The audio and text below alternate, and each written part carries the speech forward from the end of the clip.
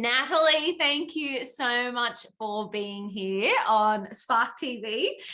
Really appreciate your time, and I can't wait to dive into our conversation. Such a pleasure. And I think the best place to get started is just giving us a little bit of a background on your story. So, have you always been a business owner? Was there a career path and then you decided to take the leap?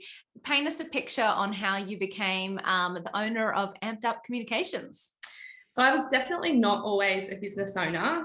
Raised by school teachers, I was taught to follow the rules, be diligent, conscientious, and do as I was told. So that is pretty much how I, started off in my world of education. So I was following the traditional path. Went to uni, studied communications, and I was really ambitious and dead keen to become either a magazine journalist. I wasn't even aspiring to editor. I just wanted to be a magazine journalist or a TV presenter. I had this cognitive dissonance. I could not figure it out, but life just figures it out for you. So I did a hell of a lot of work experience. I was always putting my hand up, going to TV stations, doing work experience at publications, built up my portfolio. I had a show reel. I put that together for TV, and it was really just the magazine opportunity came up first. Cool. So I kind of always had this, but I'd love to be a TV presenter, but then I have revisited that in a different, and now we can be content creators, so you can be a video. Oh, that's so right. You are a media channel in and of yourself. Yeah. So those skills are still really valuable. And so, I ended up starting off as a journalist, travel journalist for a year and a half, which, yes, there were some exciting parts of that. I did go on trips. I went on the GAN, on the train. I went to Canada and I wrote for the Harvey World Travel magazine at the time. This is 22 years ago. They were actually quite progressive, and we were writing for Yahoo Travel, and other online platforms that probably don't exist anymore. But so that was how I started. And then I just thought, I really they brought me in on conversations about business development, and I really enjoyed that. And an opportunity came up to take a media sales cadetship, which would then was promised it would lead to work at a really large media organization. I was feeling a bit frustrated that I was just at a really small company. Looking back, I'm like, why was I concerned? Because it was travel journalists. Having said that, a lot of the time you were behind the desk, you were writing, it wasn't all super glamorous, didn't pay amazingly well. So so it often doesn't. No. So then I got into the larger publishing companies via the media sales cadetship, and that actually took me to, like it sounds, the sales side. Okay. And I'd never thought of being a salesperson. Sales was really what I did working at the ice cream shop or working as in a restaurant. There is an element of sales. Definitely. And so at first I was really uncomfortable about it. But then I realized that happened for a reason, and somehow my plans to go to editorial never quite materialized. And I really enjoyed working in media sales. So I worked at Better Homes and Gardens for a couple of years at Murdoch Magazines, and then I went overseas. So it had me my dream to go overseas. So went over to Canada. Great place. So I worked in Toronto. They had quite a big magazine publishing empire over there. So I worked at all three of the magazine publishing companies there over nearly the course of almost 10 years. And I was pinching myself the day when they sent me to New York to meet with clients for lunch. For them, it was she doesn't, she's got flexibility. At the time, no kids, she can go to New York. And I was like, are you kidding me? This little, Australian girl from the Central Coast. And I'm like, woohoo, getting paid to go to New York. So that's awesome. Showed me that I could think big. They'd send me off across on sales trips to meet with clients across Canada. I had clients that were in Singapore, the US, and most of those were for a large, very unsexy financial publication. Yeah, okay. But sometimes the unsexy things can... Sometimes the unsexy has the money. And it was just really, really, really good. So anyway, to cut a really long story short, when I got back to Australia, I did work in the magazine industry here for another 18 months. And then I thought, no, it just wasn't for me anymore. And I started to think, for one of the last jobs I had, it was for a small publishing company again. It was like I'd gone full circle. And they actually had one of the travel magazines. They bought it from the original place that I'd worked at. So I was really like, okay, this is like topping and tailing. And they wanted me to have an ABN to work for them. And then it just got me thinking about, okay, what can I do with this ABN? So that role didn't feel right. The magazine industry just wasn't right for me anymore. And so I thought, okay, I will start my own business. Well, there's a lot more to it, of course, than just getting an ABN. I know. But I love the leap. You're like, this doesn't feel right anymore. I'll start my own business. I know. And so I thought, okay, well, because I just hadn't felt that magazines were the right vehicle for clients anymore. Like that was just the place I was in. It definitely was right for some clients, but as a whole, I just wasn't feeling it anymore. So much of the world had gone online. And yes, there's an online component, but what I'd loved about print, I just wasn't feeling it. So I thought, well, now what I need to do is just ask businesses. And I thought I could offer the most value at that time to small businesses. Yeah. I just asked, I just talked, I just listened. So I spent a few months watching my savings go down and just like wherever I was, I'd go networking, I would like be in a ferry line, I'd be in the doctor's waiting room, like just ask people what they did and how they were promoting themselves. Yep. And so that's how that, and then actually that was around the time we met. It was soon after that. It was probably 6 months after that. Oh, and wow. everyone had been asking about influencer marketing. Yep. And so I'd been doing some very general, supporting some small businesses just with marketing and communications advice. And then I started to run influencer marketing campaigns and I thought I'll just figure this out. And so then I found Scrunch and reached out to you, and you were, I think, coming to Sydney. So that's how that all evolved. When I was on a plane every week. Yeah. But then I ended up going back to more generalist marketing and communications. And then I did a couple of contracts. And then you end up doing the juggle between working with some small businesses and then working on a large contract. And that was great again for another 18 months. And then had a baby. And then I realized I don't want, it's a time when you can clarify really what you do want, I think, and decided, no, I really want to make business and running my own business my main priority. Amazing. So yes, that's where we are now. So that was about 2019. I said, no, I've got to go all in. And then I realized I needed to create a much stronger brand, because I'd never really spent a lot of time creating my own brand. And that's spend so much time as a marketer working on everybody else's brand. Yeah, I was very audience focused. And even as I spoke with them, the clients, it was always, okay, who's your target audience? I would jump straight to that. And then it was a huge learning curve for me to realize, actually, it was really COVID that changed things for me, because I just love networking. So I would be out talking to people, and I didn't really need a good website. It was just, once I talked to people, they saw what I did, I could meet their problem, and then we just went from there.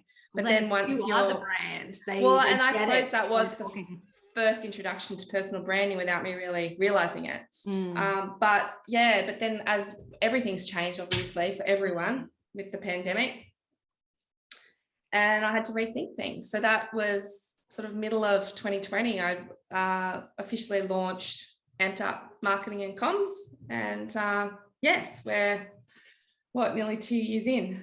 So. Wow. I love that it's like everything led to the next thing. Like it wasn't kind of like I've got this strategy to do this business. It's like the next thing, the next thing, the experience, and it all builds on itself. It's I love that, because it's like nothing is ever a waste. You know, you look back and it's just like everything that you do leads you to, the moment. Yeah, that's amazing. So right now then, Amped Up Marketing and Comms, what services do you offer and what kind of customers do you service? Yeah, and I think this leads into a challenge that I've always faced, which is over the course of a 20-year career, you do a lot of things and work with a lot of different clients. And so narrowing that down to one brand and one message and one set of service offerings has been a challenge of mine. And so what I'm focusing on now is personal branding. So I have a personal branding program. I also, it's interesting how that evolved, because I found some of the clients I'm working with now came to me asking for what I had and what and I thought, well, hey, I do copywriting. I can look after a marketing strategy, but no, we want what you have. And so they really helped me to shape this focus around personal branding. Wow. So yeah, it's the same thing. Everything's just evolved. So yeah, so what I'm offering now is so content marketing. Rebrands, so company rebrands, content strategy. But yes, a big focus on personal branding. Amazing. And I had to kind of think too, like, so what kind of customers? Because in my mind, I think about the Spark community, and it's lots of founder-led businesses where the personal brand is so important, because for so long you are the face of that brand. Do you find that's mostly the type of people you work with, or kind of big and small? What's the range? Yeah, definitely. So I find that most of the people I'm working with are, well, in this capacity, they're mostly entrepreneurs. Cool. Or people who are just like the Spark community. They've maybe been in corporate and they need to define who they are outside of that corporate environment. Yes. To relaunch as a business owner. And it's not always, it is easy for some, but it's not always an easy transition. Well, I found that really difficult when I first went to networking events. I was like, oh, I'm not Natalie from, like, oh, this is really weird. Yeah. So, I remember when I moved from corporate to my own business, I was like, I thought I had to run it like I was in corporate. Yeah. You know, it wasn't it, and it took me a long time to go, no. This is my business. I get to run it the way I want to run it. I get to, you know, wear tracksuit pants if I want to wear tracksuit pants, not a suit. Oh, exactly. There's all these rules that you get to break. And then, that's probably the most fun. And that's the rebellion for me.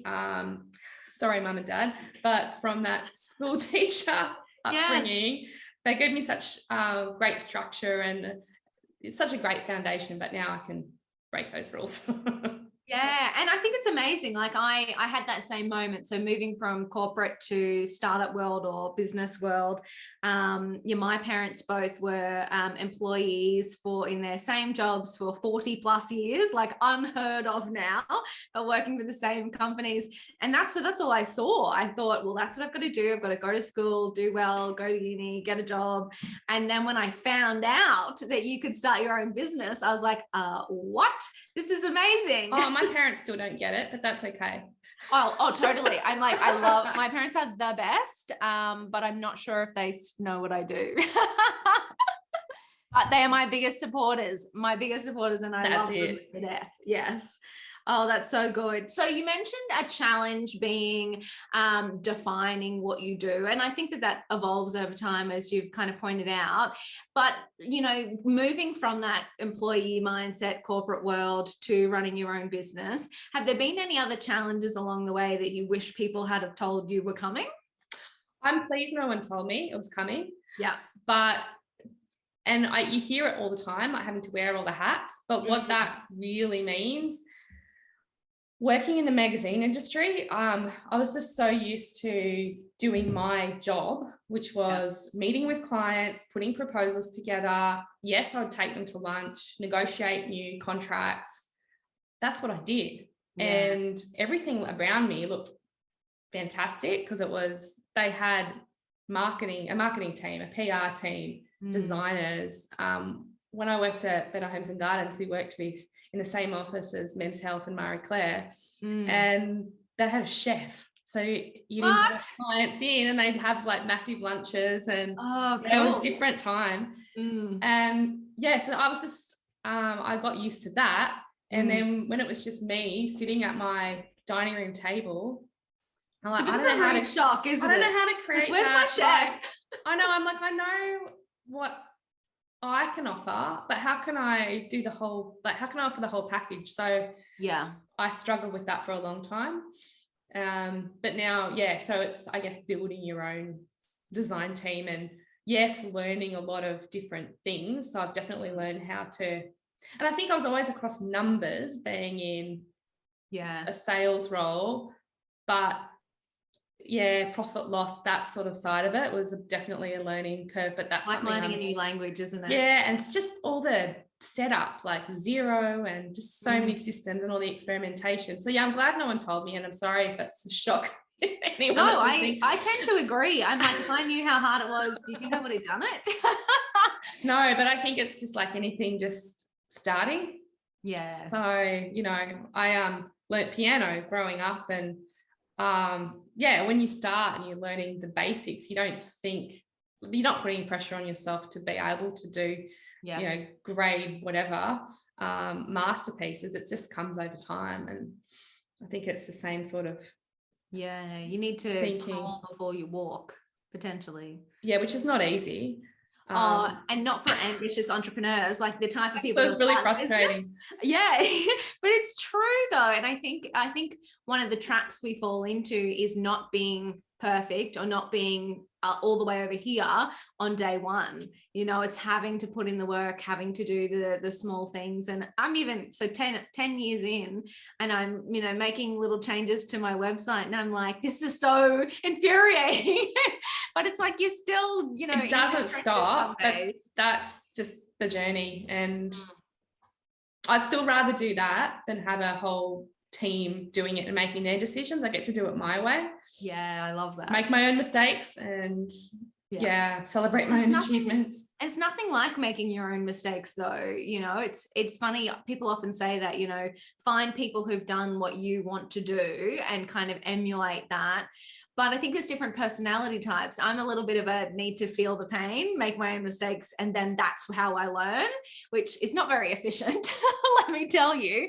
But it is visceral then, and it's really, helps you go, okay, now I really understand my customer's problem. I really understand technology or what have you. And I think that's why I like the way I started out, because I just wanted to listen. I just wanted to learn. And I'm really trying to, if I go through a phase where I'm really busy and then it becomes quiet again, which, everyone goes through the ups and downs, and it's not necessarily a bad thing. It just means there's a change. Yeah.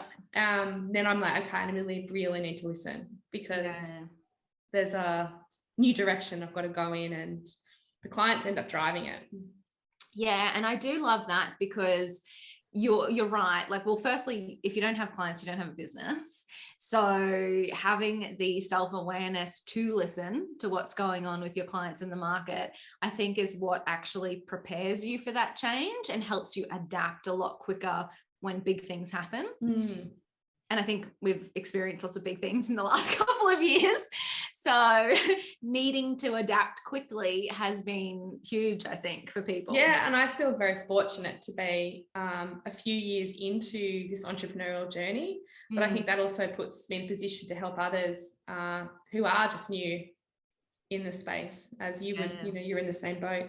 Yeah, exactly. So on that note then, so we've got a lot of people who are tuned in who are very early stage. They've just decided to take the leap into starting their own business.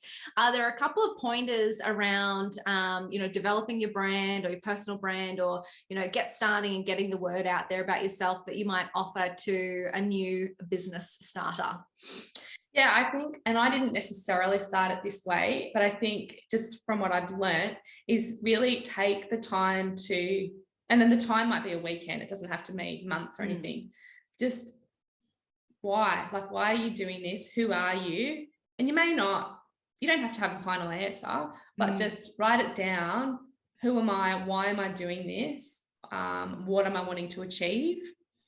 Just to have that awareness, because if it's just, I want flexibility, and I want, like, why are you doing what you're actually doing with your business outside of the lifestyle goals? because that would just, and put it up somewhere and maybe even do a vision board. So that sort of inner thinking will help guide everything. I was very audience focused. So, which would be straight after you've had your weekend. Yeah. Of inner reflection. All about the customer. Yeah. So then would be getting, and you don't have to know who your target audience is right away, or target market. It's talking to people, getting an idea. So it's taking that agile approach and realizing you don't know everything. And look, I have spoken to business owners who said, oh gosh, as soon as I started promoting myself, I was flooded with work. So that happens as well.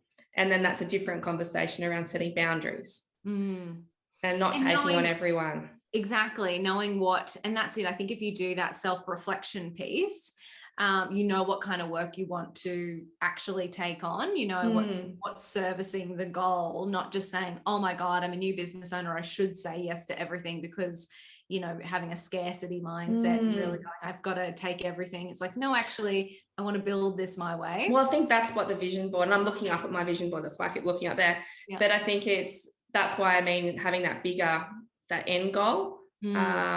And yeah, I do a new vision board every year. So it's like, it changes, but having an idea of the bigger picture, but then why you're doing it. Because when I think about it, yes, maybe I didn't dedicate that consciously, but my purpose was to help small business owners at the time to promote themselves better and not get ripped off or, going down, just educating them. That was what was really driving me. Yeah. Awesome. So I suppose I did have awareness of that, but I didn't necessarily articulate it in that very clear way that I would now.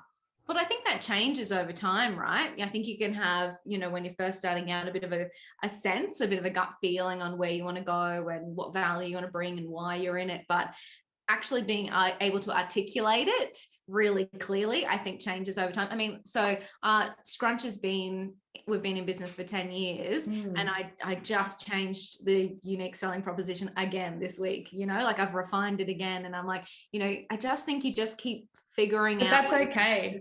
I beat myself up about that too at times, think, oh, I can't change it.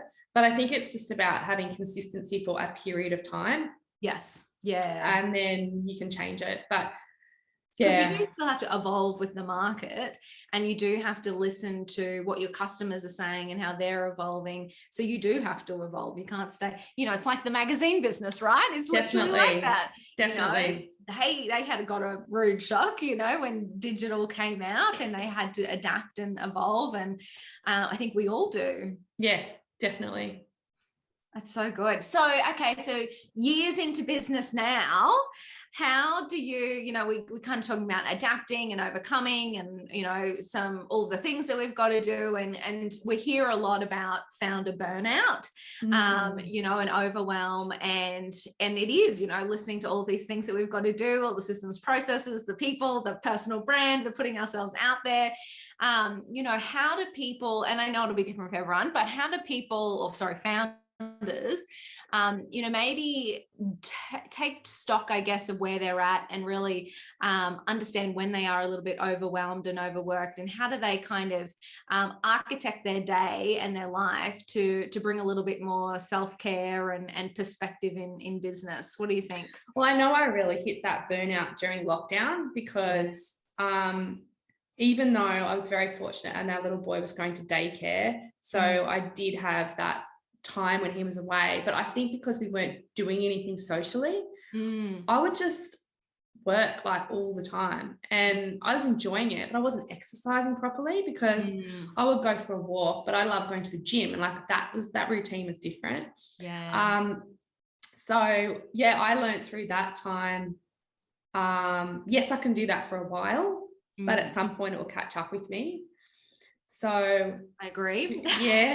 I always feel it when I've pushed it right to the limit. And then I know, and I ended up having a super busy January, which I wasn't expecting, but I sort of thought, I'll make hay while the sun shines. And I was overseas, I was working from overseas, which looked a bit ridiculous, but it works for me. But then when I got back, I kind of crashed at the beginning of February. So it all caught up with me. And it always does, doesn't it? So I think it's kind of been patient with yourself and realizing you're going to have these ebbs and flows, and it's not like a corporate job. Like you can actually have a few days off even if business is slowed down.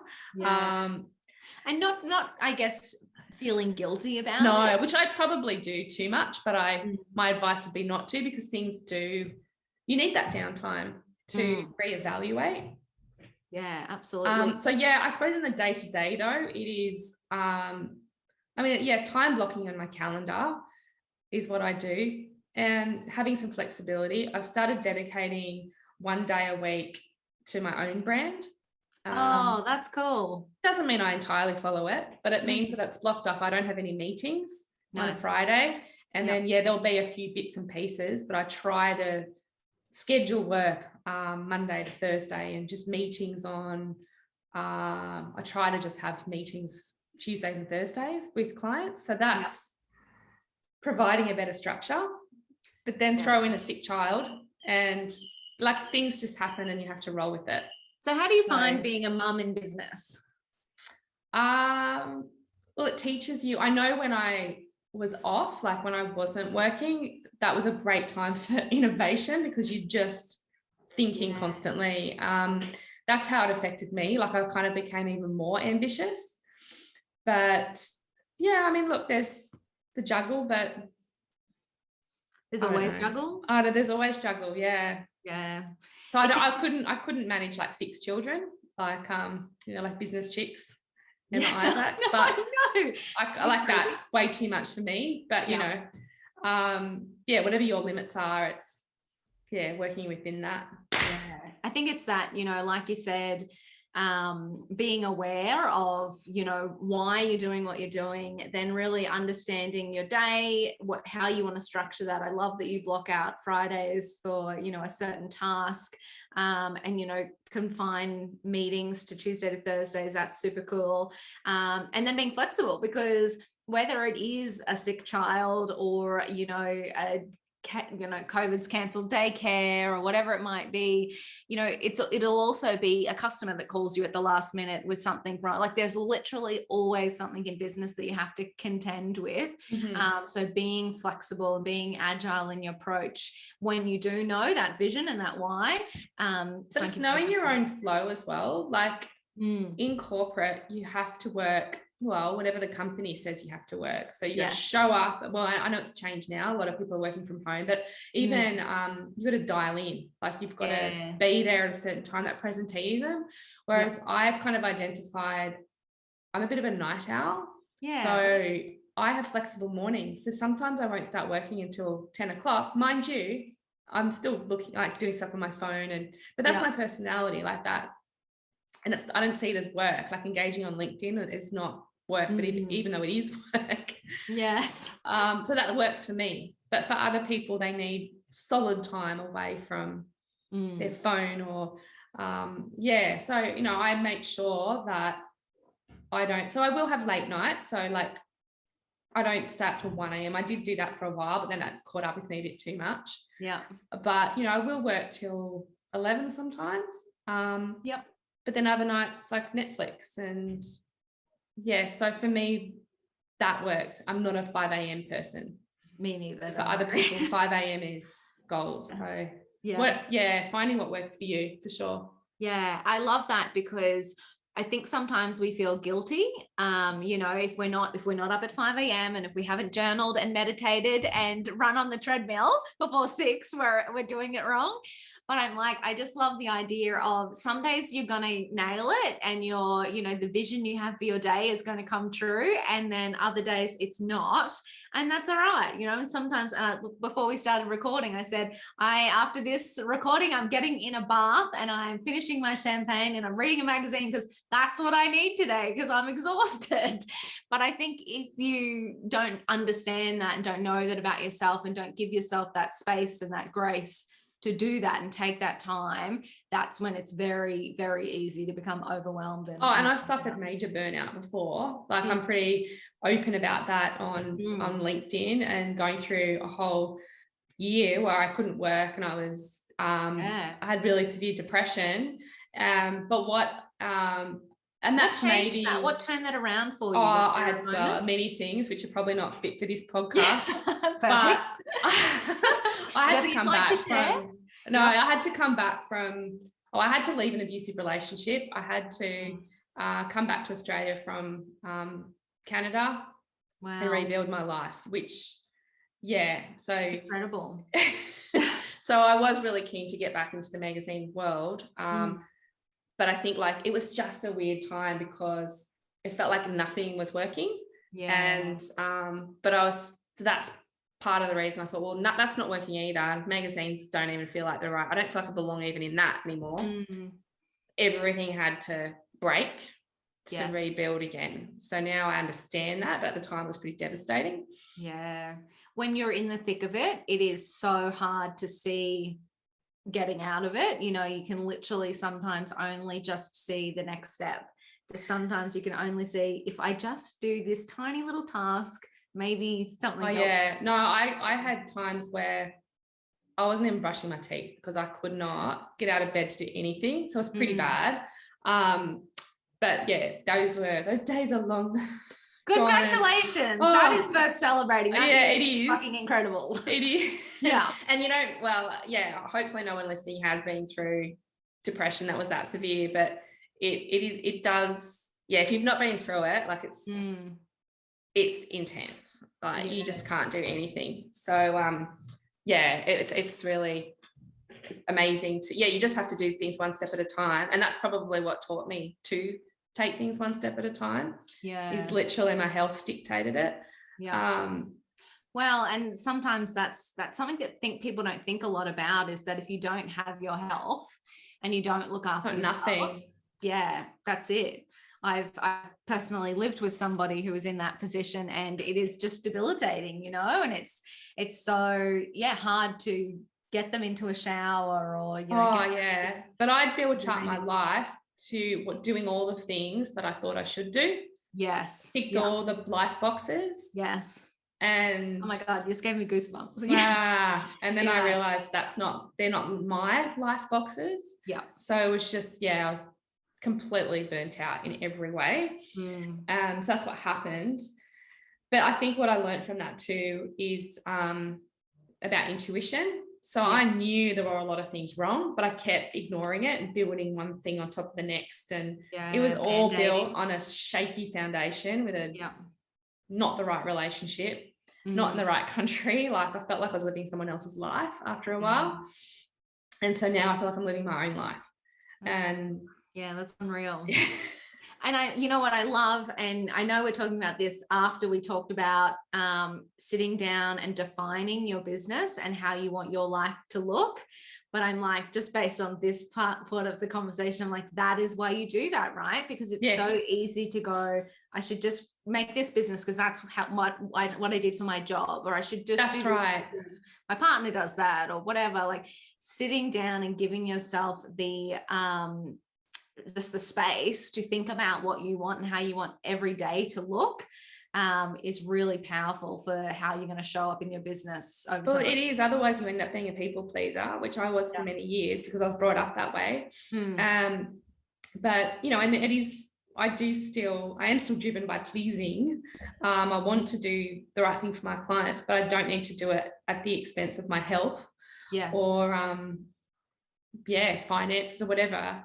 It's I can set those boundaries. So that's definitely something to be aware of starting, because clients can take over and dictate, but they're not really the right clients, which I've learned the hard way. So I know, but and again though, it goes back to sometimes you don't know until you're in it. And you kind of go, wow, this is not the type of customer I want to be dealing with, or this is not the type of work I want to be doing. And it's really interesting, we even, so Scrunch used to be the influencer platform and the agency, and we knew for so long that the agency wasn't the right model for us, and we just held on because people knew us for being the agency. So we get briefs all the time, and you just get in this cycle of, I have to reply to that, I have to pitch on that work, and there's some kind of status with winning campaigns, and it took us so long to make that call. It becomes toxic. Oh, totally does. And then you don't service those customers as well as you should, or as well as you want to and believe you should as a person. It took us so long to be able to make that decision to move on from the agency and just focus on the tech, which is what we're good at. But for so long, it was like, that's what we thought we had to do. You know, that was the model that we thought we had to uphold, and why everyone knew us. And, you know, funnily enough, the world didn't end when we made that decision. And it doesn't. That's the thing. Yeah, but I don't know why it just took us so long to do it. But but it was a combination of actually sitting down and, you know, talking out what kind of business we wanted to be in long term. Yes, I think that's amazing advice. All right. Well, look, you are fabulous. If there's one piece of advice you could leave the Spark community with, although I feel like we've just done 30 minutes of like mind-blowing advice, what would it be if you were talking to a female founder who was just right at the start of their journey? What would you say to them? Just do it. Like, it's never going to feel right. I know we've talked about all the different things you need to learn, all the hats, and but you got to do a lot of things in a corporate job anyway. Or, you know, if you have a burning desire to start a business, or there's a purpose that you're wanting to fulfill, just start. It can just start as, I mean, I have what I call like a side project at the moment, and which I have spoken to you about, Danielle. It's called Rebuild, Relaunch, which is targeted at helping domestic violence survivors.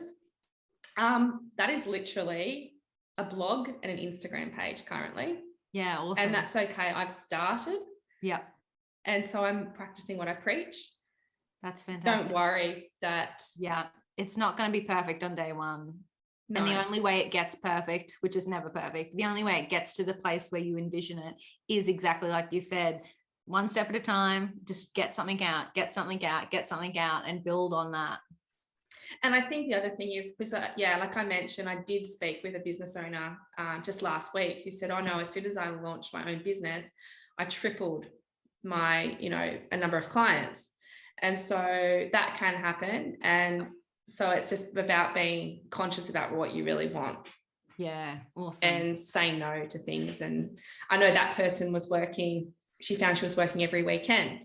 And so it's realizing, well, do I want to work weekends and working, and maybe you do, and have Monday and Tuesday off. So yeah, I love that. Define what business looks like and what success looks like for you. Yeah.